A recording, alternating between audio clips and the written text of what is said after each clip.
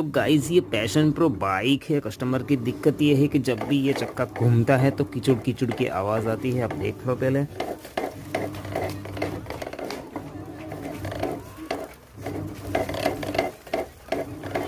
जब हमने चेक किया तो आप देख सकते हो इसके जो व्हील है इसमें कोई प्ले नहीं है, लेकिन ये जो चेन का चक्का है पीछे वाला, इसमें बहुत सारी प्ले हो गई है। यानी कि इसकी जो बेयरिंग है वो ख़त्म हो चुकी है।